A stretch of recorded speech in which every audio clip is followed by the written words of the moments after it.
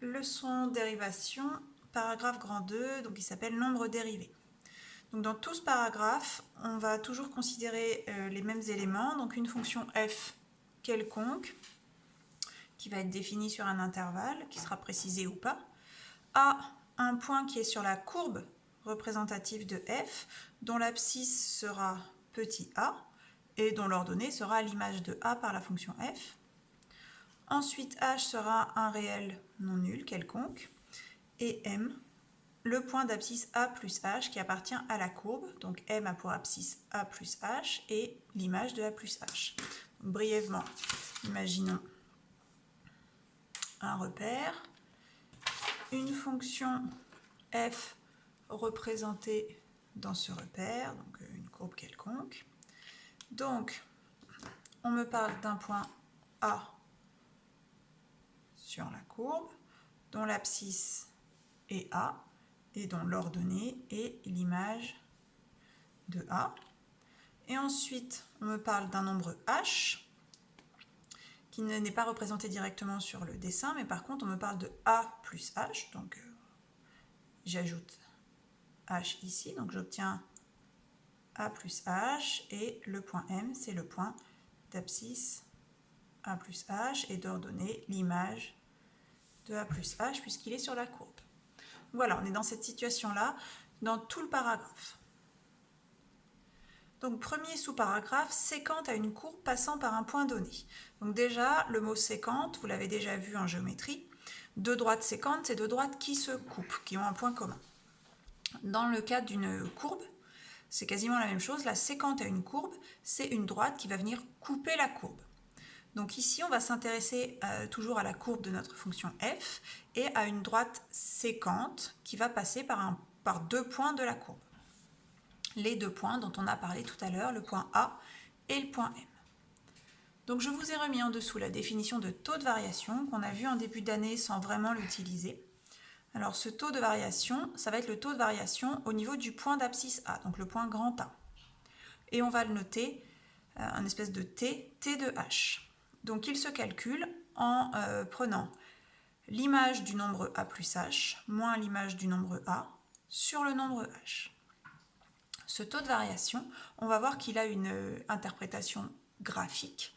C'est la remarque qui est ici et qui est très importante. Ce taux de variation, il correspond au coefficient directeur de la droite AM. A, c'est le point d'abscisse petit a, et M, c'est le point d'abscisse A plus H, qui sont tous les deux sur la courbe.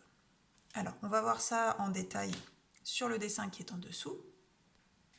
Donc ici, j'ai tracé une courbe représentative d'une fonction f plus simple que tout à l'heure. Elle est ici en vert. Donc vous avez les axes là. Mon point A est ici. Là. Son abscisse, c'est petit a. Son ordonnée, c'est f de a. Et j'ai choisi un nombre h quelconque. Je ne l'ai même pas précisé ici, que j'ai ajouté à A. Donc ici, on a un écart de petit h. Et du coup, ici, vous avez le point M, qui est lui aussi sur ma courbe de f. Et l'abscisse de M, c'est A plus H. Son ordonnée, c'est F de A plus H. Donc, le taux de variation, dont la formule est donnée ici, correspond au coefficient directeur de la droite qui passe par A et M. Cette droite-là, je vais la repasser en couleur. Voilà, cette droite, c'est ce qu'on appelle une séquente à la courbe. Elle passe par deux points de la courbe, A et M. Et c'est donc une droite. Et donc son coefficient directeur se calcule grâce à cette formule-là, la formule du taux de variation de f au point d'abscisse A.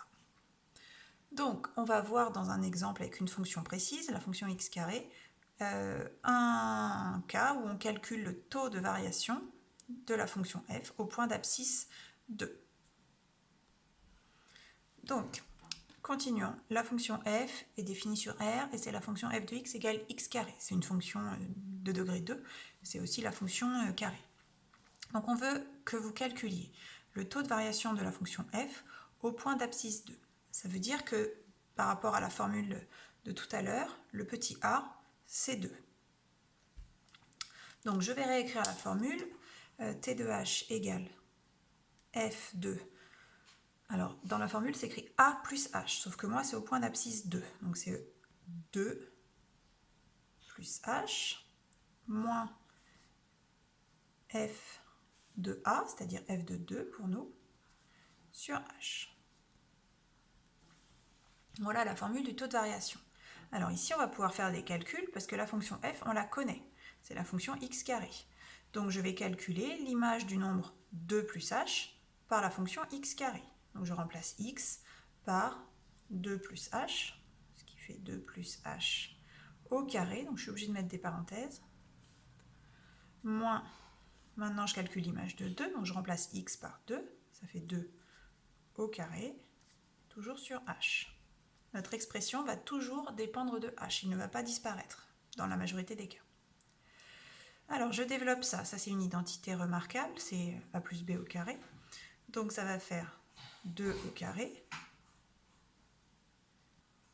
moins 2ab, donc 2 fois 2 fois h, plus b au carré, h au carré. Ensuite, j'en suis à moins 2 au carré, je le calculerai après, sur h. Je vous remets juste la formule qui m'a permis, de développer ça. C'est a plus b au carré égale a au carré plus 2ab plus b au carré. C'est ce qui m'a permis d'obtenir cette partie-là. On poursuit le calcul, donc 2 au carré, ça fait 4. 2 fois 2 fois h, ça fait moins 4h, plus h au carré, moins 2 au carré, 4, sur h. Donc là, on constate que les 4 s'en vont. Donc je continue ici. Donc ça et ça, ça part. Ça fait donc moins 4h plus h au carré sur h. Alors on va continuer à simplifier cette écriture. Donc je vais séparer en deux fractions. Donc la première c'est moins 4h sur h plus h au carré sur h. J'avais une somme au numérateur et un h au dénominateur, donc je sépare entre la somme de cette fraction plus cette fraction.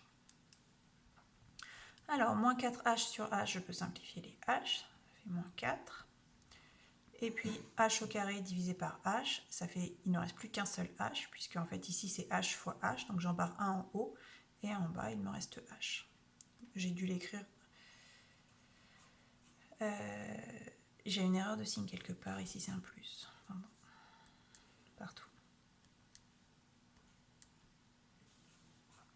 Voilà, c'est corrigé. Donc du coup, notre taux de variation est égal à 4 plus h, il n'y a plus rien à faire derrière. Alors, voyons ce que veut dire ce taux de variation. Donc on vient de trouver que le taux de variation de la fonction x carré au point d'abscisse 2, c'était 4 plus h. Donc on a dit que ce taux de variation correspondait au coefficient directeur de la droite sécante, de la droite qui passe par le point A, donc le point d'abscisse 2, et le point M d'abscisse 2 plus h. Alors j'ai fait différents cas. Premier cas, h égale 1. Donc déjà, vous avez deux courbes. Ici en bleu, c'est la fonction x carré, et en vert, ici, c'est ma sécante. Pas en vert, pardon. Oui, alors, elle est en vert, moi je la fait en jaune. Donc c'est la sécante qui passe par le point A d'abscisse 2. C'est tout petit, mais je vais vous le réécrire. Et par le point M d'abscisse ici 3. Alors pourquoi 3 ? Parce que j'ai pris h égale 1. Donc ce point-là, normalement, c'est le point d'abscisse 2 plus h. Et comme j'ai pris h égale 1, c'est forcément le point d'abscisse 3. Et donc, la droite qui passe par le point A d'abscisse 2 et le point M d'abscisse 3, elle a pour coefficient directeur mon taux de variation. Sauf que mon taux de variation, ici, c'est 4 plus h, et h vaut 1. Donc c'est 4 plus 1, 5. Donc ma droite, elle a pour coefficient directeur 5. Donc la droite verte, son coefficient directeur, c'est 5. Et ça se vérifie. Ici, j'ai écrit l'équation de la droite verte, enfin la droite jaune, pardon. Okay, et on voit bien que l'équation de cette droite, que j'ai obtenue grâce à un logiciel de géométrie, c'est y égale 5x moins 6, 5, qui est le coefficient directeur. Donc, on retrouve bien le 5 qu'on a obtenu grâce au taux de variation. Alors, faisons-le dans le cas où h ne vaut plus 1, mais 0,5. Donc, on a toujours le même dessin, avec ici notre séquente. Là, le point A qui n'a pas bougé, qui est toujours le point d'abscisse 2. Cette fois-ci, h vaut 0,5, donc le point M, et le point d'abscisse 2 plus h, donc 2 plus 0,5, c'est-à-dire 2,5. La droite a forcément bougé, puisque le point A, lui, n'a pas bougé, mais M a bougé, il s'est rapproché de A. Donc cette fois-ci, son coefficient directeur, c'est 4 plus 0,5, donc 4,5. Si on regarde la droite ici, j'ai obtenu son équation grâce à un logiciel de géométrie. Je vois bien que son coefficient directeur, c'est 4,5. On termine en faisant un dernier exemple lorsque h vaut 0,2. Donc h devient de plus en plus petit et ce sera ça l'objectif dans la suite du chapitre. Donc j'ai rezoomé, donc on voit encore un peu moins bien. Donc ici vous avez la séquente, donc qui passe toujours par A d'abscisse 2. Le point M lui a bougé, il s'est rapproché de A puisque j'ai choisi le point M d'abscisse 2 plus H, c'est-à-dire cette fois-ci 0,2, donc 2,2. Et donc je trace la séquente qui passe par A et par M. Cette séquente, je sais calculer son coefficient directeur grâce au taux de variation, qui est de 4 plus H, c'est-à-dire 4 plus 0,2, ce qui fait 4,2. Si on regarde ici, l'équation qui est indiquée, c'est bien une équation dans laquelle le coefficient directeur est 4,2. Donc pour résumer, ce taux de variation au point d'abscisse A, pour n'importe quelle fonction, nous donne le coefficient directeur d'une droite, de la droite, qui passe par le point d'abscisse A et par un autre point de la courbe représentative de la fonction.